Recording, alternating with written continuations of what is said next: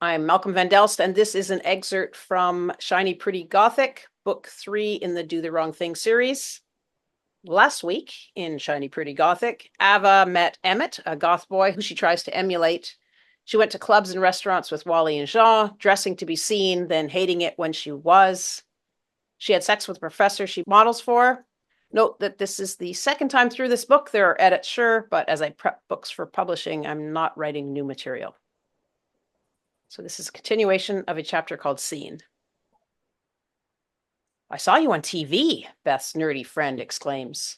You did? I say, puzzled.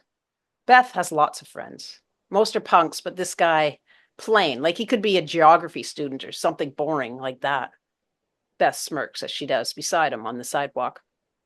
Yeah, the camera cut to your face just for a second, just yours. He moves his hands from the center of his face outwards. It filled the screen. I panic.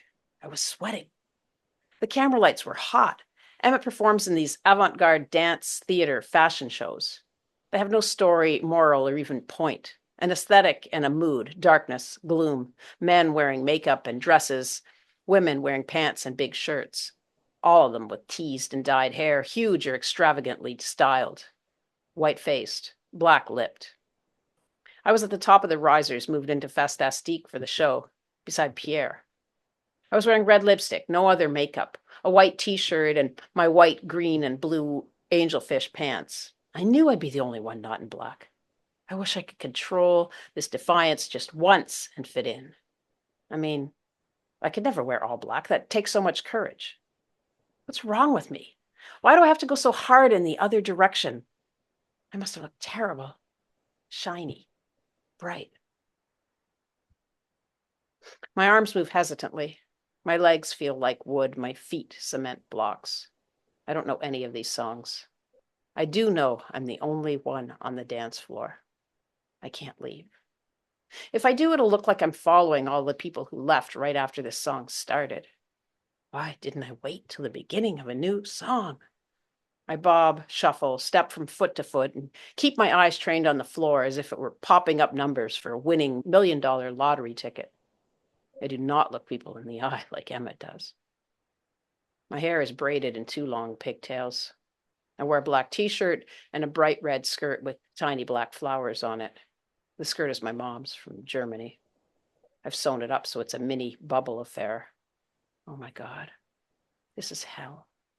Alone on the dance floor at one of North America's top places to see and be seen, according to one of those nightlife magazines, while everyone laughs at your shitty moves and horrible clothes.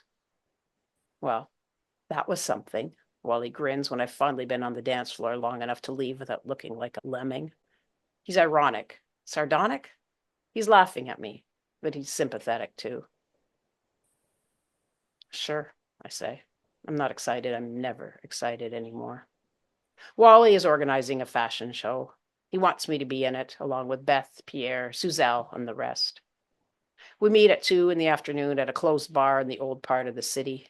The uncool wood furniture looks vaguely familiar, but I can't put my finger on why. Sitting on high stools around bar tables, we keep our coats on because the heat's not on. I'm wearing my extra oversized Paddington Bear coat with high-top running shoes and baggy jeans, no makeup. I stare at the floor, hair hanging like a curtain around my face. I'm hidden from the world, but also very aware of what my hair must look like. I wish I could evaporate. I wish I was one of the water puddles on the floor below me. I'd shrink into several smaller puddles, each gritty with dirt and sand tracked in on the bottoms of shoes. I'd vaporize, and what was left people would despise even more than they do me now. I'm tired of... I don't pretend to be happy. That's not it. I'm tired of pretending to be neutral. There is so much I feel that I can't say. People don't like sadness. Today, I don't care. I lift my head. Emmett. I didn't know he'd be here. His face is unmade up, and his hair, it's not blue-black. It's brown. He wears a coat like mine. He turns to me, and his face softens when our eyes meet, and the challenge that's always been there dissolves. He holds my gaze. I drop my head again, let my hair hide my face.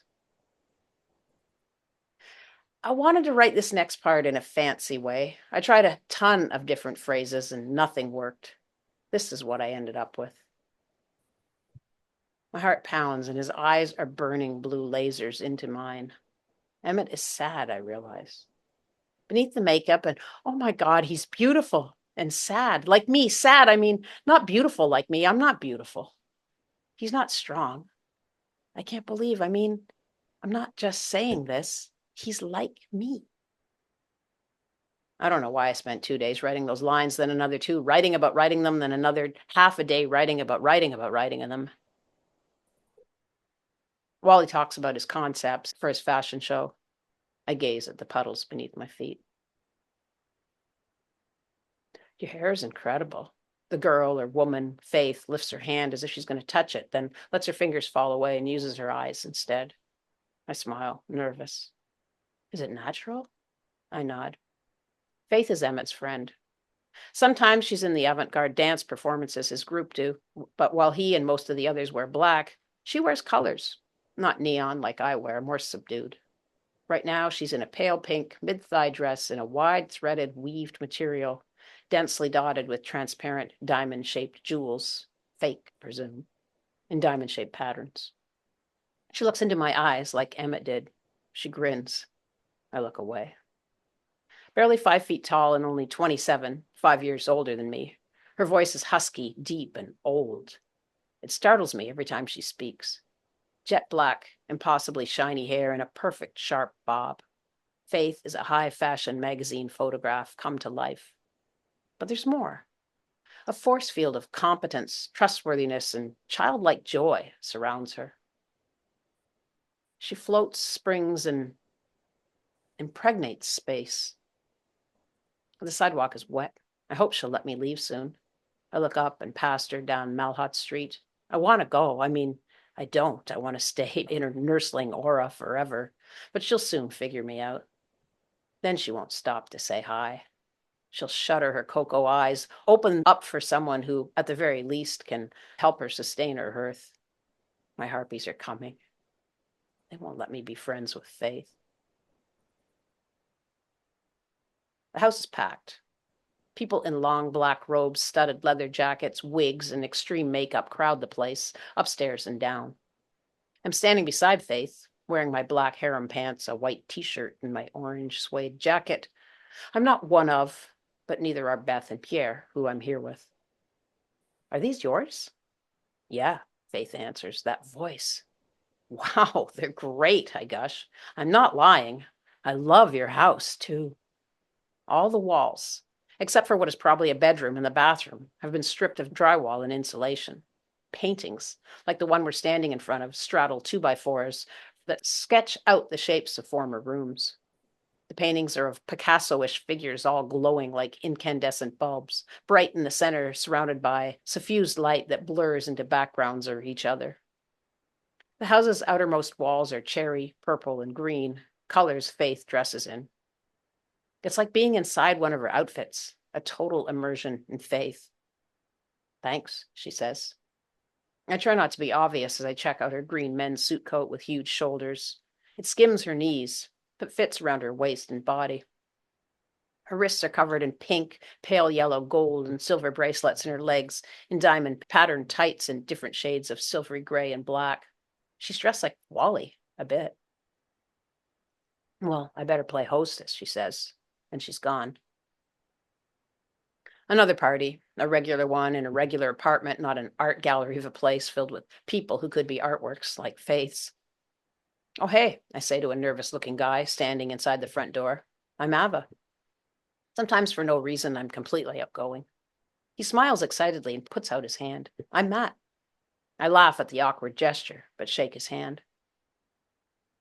I don't know why I see an abacus in this memory, like the guy was holding one.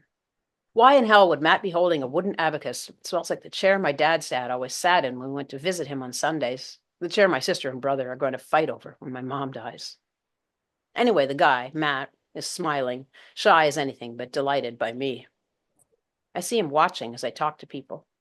I'm in a good mood, and people respond. They hang around. They'll be gone tomorrow. Matt is part of a duo, Pierre tells me. While Matt's best friend Blake jets around the world as a companion to different women, Matt belongs to Joanne. Joanne is a few years older than the rest of us, 28 to my 22, and Matt and Blake's 24, which to me makes her an older woman. Matt and Blake are both from a small rural Mennonite village. Blake's a writer. What does he write? I don't know. Does he write for newspapers? Does he write novels? I don't know, Pierre repeats, annoyed. Matt is in school, political science, a few courses at night.